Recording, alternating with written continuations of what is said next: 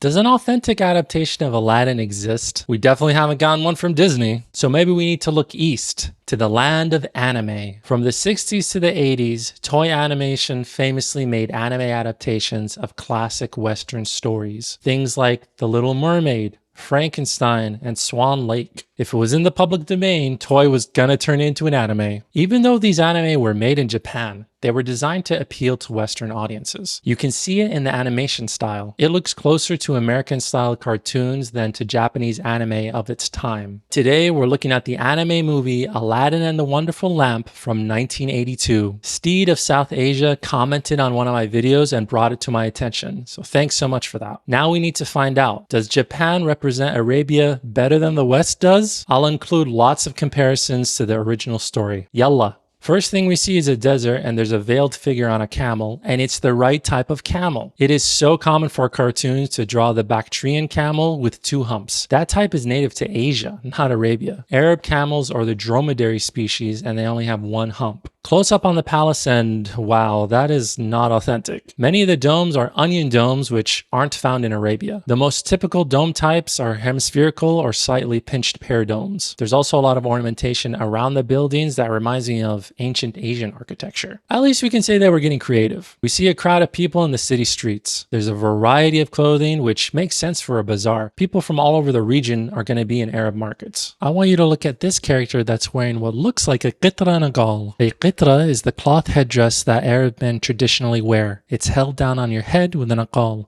the black cord. What's amazing is they animated waves on the front of the qitra. That's a great attention to detail. An instant tell that someone isn't Arab in Western media is how they wear the qitra. It's thrown on there without a care so it looks flat. Arabs stylize the front of the qitra. In Kuwait, we make a little point in the middle that's called the sab'ah, which means 7 in Arabic. We call it 7 because it's shaped like the Indian numeral 7, which is the number style we use in Kuwait. The fact that animators took the time to draw it this way shows they did their homework, and I applaud them. Our first Orientalist trope. The street snake charmer. This is an Indian stereotype and not Arab. I see this often. They throw in a snake charmer in the middle of an Arabian bazaar. We can see the women in the streets are veiled. Women often veiled themselves in public in pre-1900s Arabia. We get a shot of the city and I like the mosque drawing on the bottom right with the minarets. It looks authentic. But then you have domes randomly on small buildings everywhere.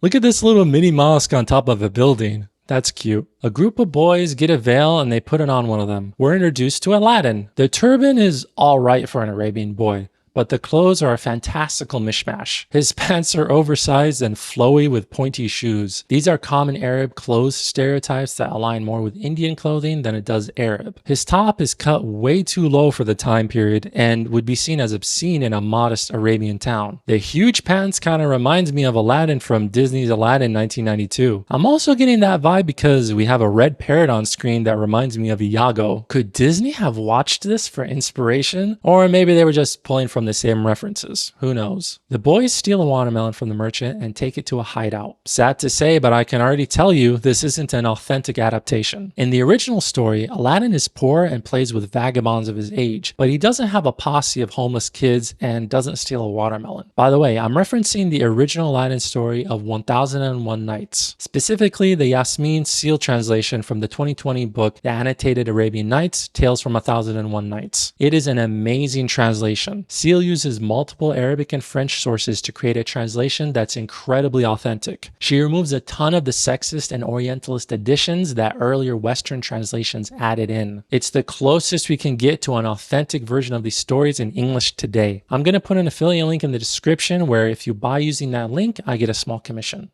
Aladdin's friends have a variety of headdressings, colored turbans, fezzes. It's strange to see such a variety among a group of friends from one area, but I get it. It's an anime and they wanted to include a variety of looks and colors to help different characters stand out. Aladdin heads home and tells his mom he's hungry. Aladdin's mother! She's in the original story. Aladdin's mom plays a key role throughout the story, but isn't named either in the original or this anime. Disney drops her like a turd for their adaptations. Aladdin's dad is mentioned in the original story too, but only at the start. His name is Mustafa and he dies of a violent illness when Aladdin is a pup. Aladdin's mom says she wishes Aladdin would get off his lazy behind and start working. This is in the original story. Aladdin is described as lazy and selfish. Aladdin is hoisted up into a tree to get fruit for his friends when a veiled person shows up like an anime villain. He says he wants to talk to the boy. The shadowy figure turns out to be the evil magician. In the original story, the evil magician isn't given a name. He's just described as the Maghribi magician. Maghribi refers to the people, culture, or languages originating from the Maghrib region of North Africa. Think Morocco, Algeria, Tunisia, Libya, and Mauritania. This region has a blend of Berber,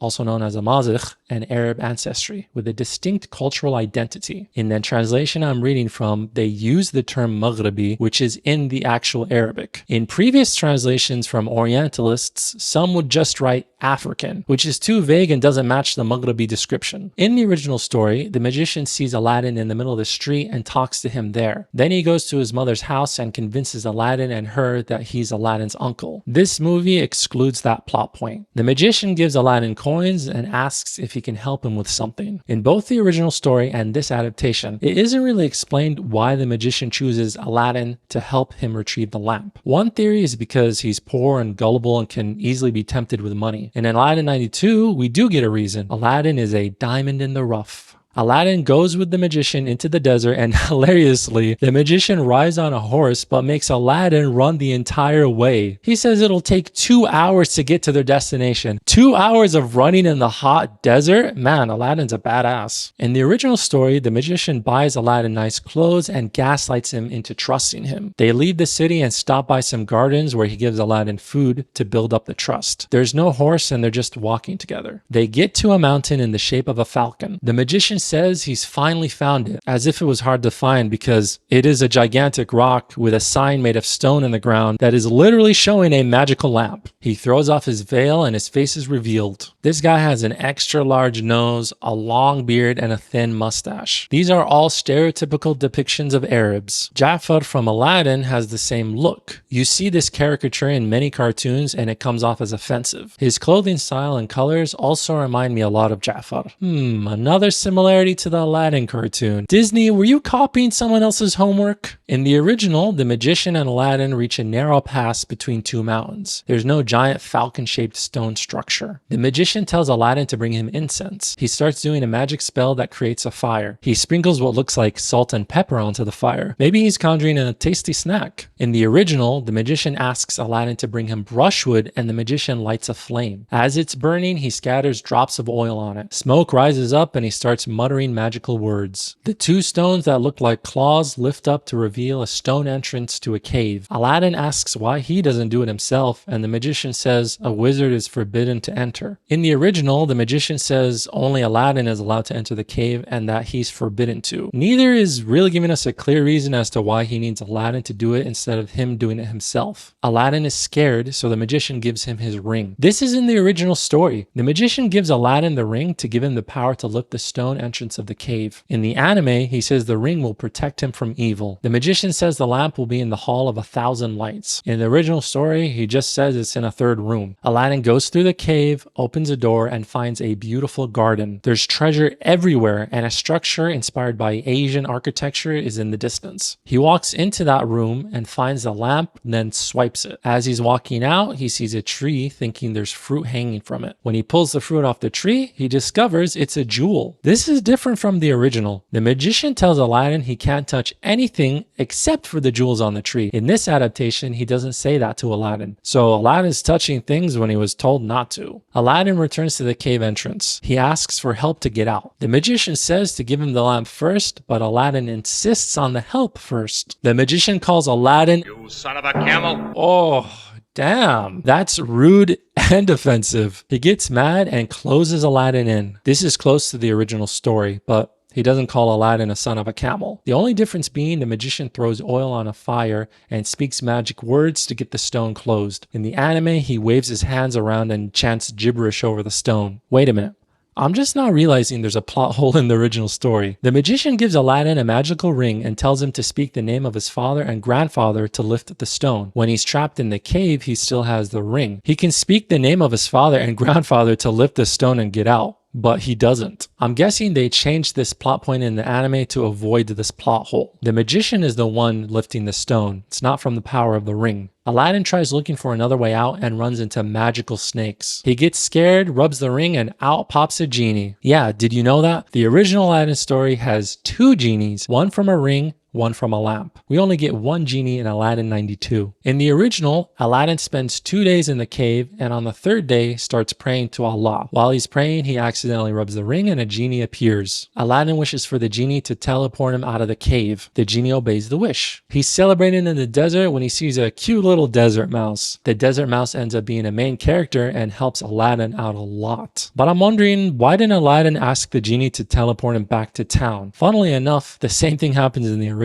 He asks to be teleported outside of the cave, but sadly, a cute desert mouse isn't in the original. Aladdin gets home, sees his mother, and says he's exhausted and starving. The same thing happens in the original. Next day, Aladdin sees his thieving friends and they're mad at him because Aladdin didn't hang out with them, so they beat him up. This doesn't happen in the original and feels out of place in the story. Honestly, you could remove the scene and it wouldn't make a difference. Aladdin comes home and his mom is sad because they have no money or food. Aladdin says he'll sell the lamp for money. This closely follows the original story, but it's the mom who gets the lamp, not Aladdin. A huge genie appears. His mother faints and the genie asks for Aladdin to make a wish. He says he's hungry and to bring him food. The same happens in the original. Ah, great. He conjures slave girls to bring out the food. Wonderful. This is an Orientalist edition, the sexualized slave girls of the East. At least this depiction is tame, unlike the slave girls genie conjures in Aladdin 92. In the original story, the genie brings the feast on a large silver tray on his head. 12 silver dishes are on top of that with food and exquisite wine. This is a key part of the story because later,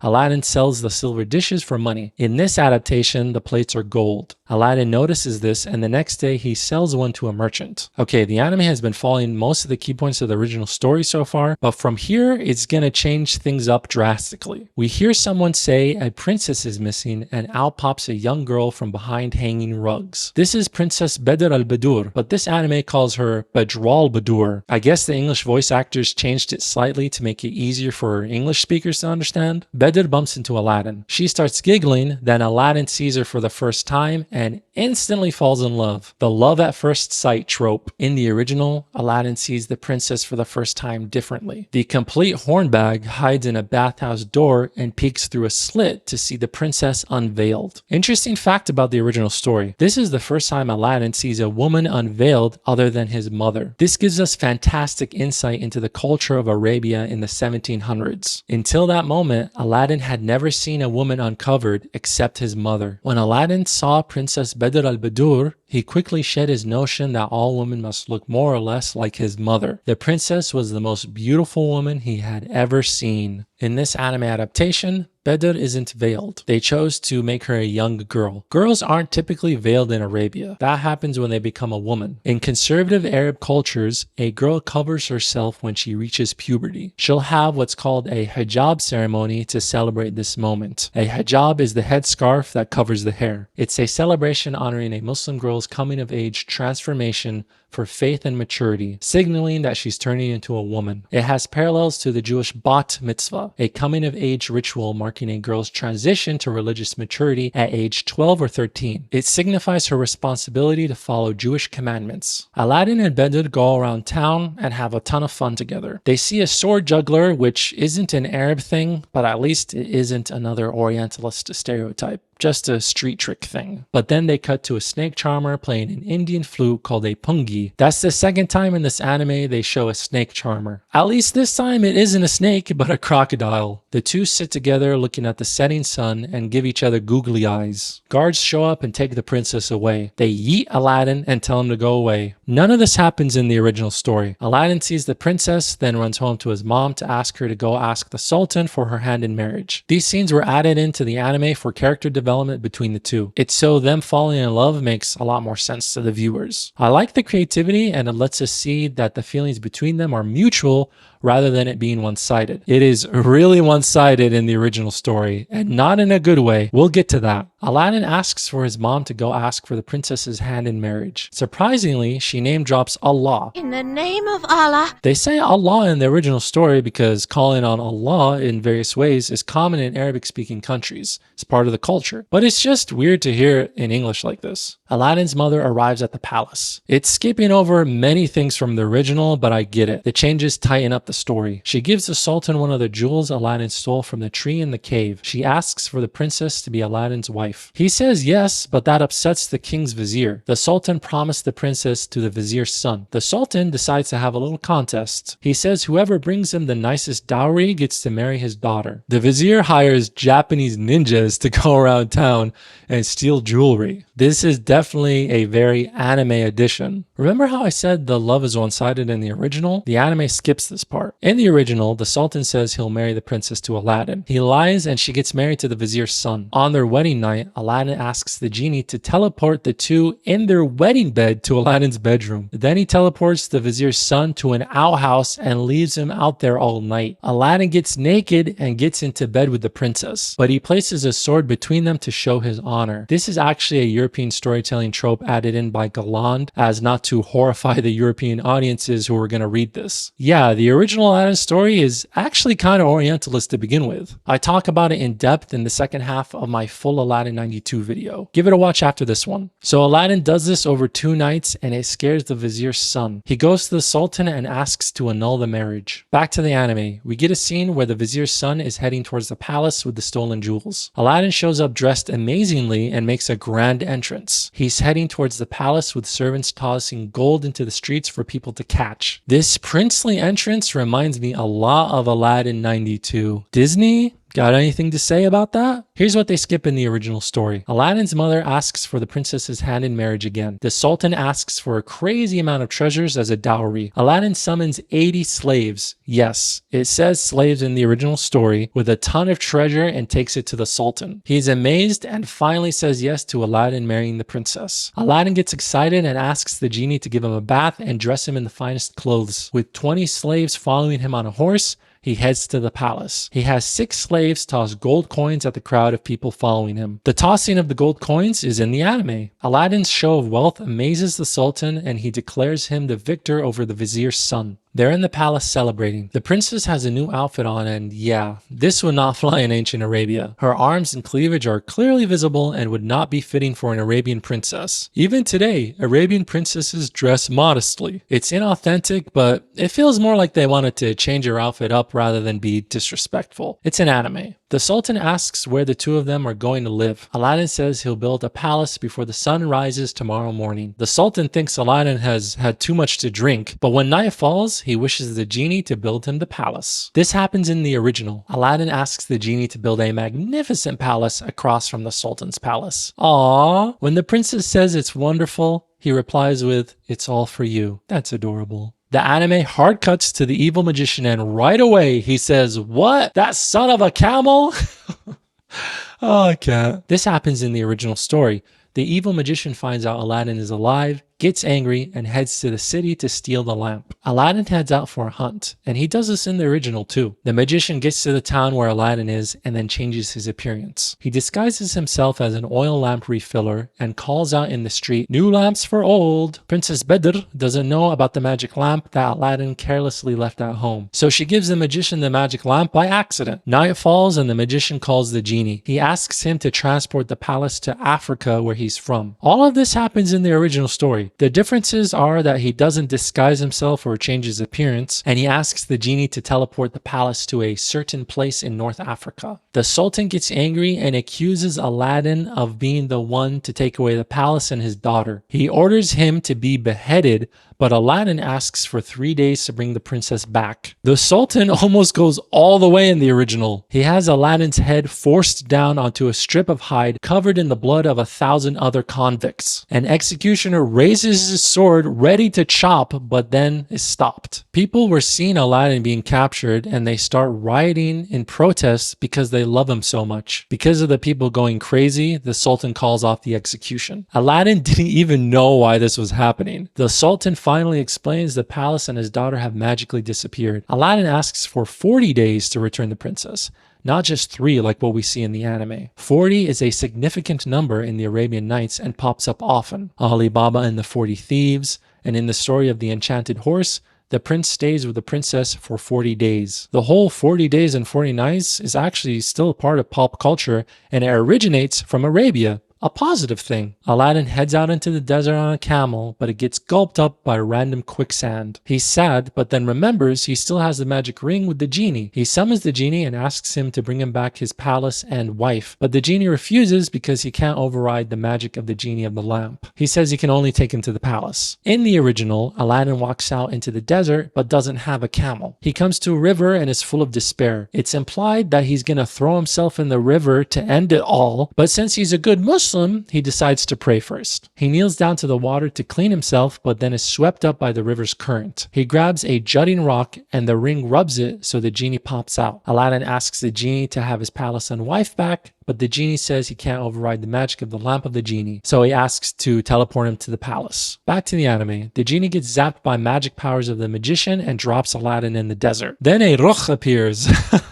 What? This is a surprise. The Ruh is an Arabian mythological bird that's featured in the Arabian Nights tale of Sinbad the Sailor, specifically the second voyage. A Ruh doesn't show up in the original Aladdin story. The Ruh is carrying Aladdin. He stabs his claw, which releases him, and he falls outside the evil magician's castle. The next thing we see is Aladdin opening the door of the room where the princess and his mother are. That's a big skip. How did he get there? They make a plan to get out of this situation. The wizard's going through books to find a spell to make the princess fall in love with him. He hurls one book at his pet crow. It falls to the ground and we see Arabic text. It reads Kif takun mekshufa min, and I can't really make out that last word. Literally translated, it means something like how to reveal yourself. I have to give credit to the Japanese animators here. They took the effort to try to handwrite Arabic in a book. This was the 80s, so computers weren't a big thing back then, but an effort was made nonetheless. That's awesome. Then the magician hears a doorbell.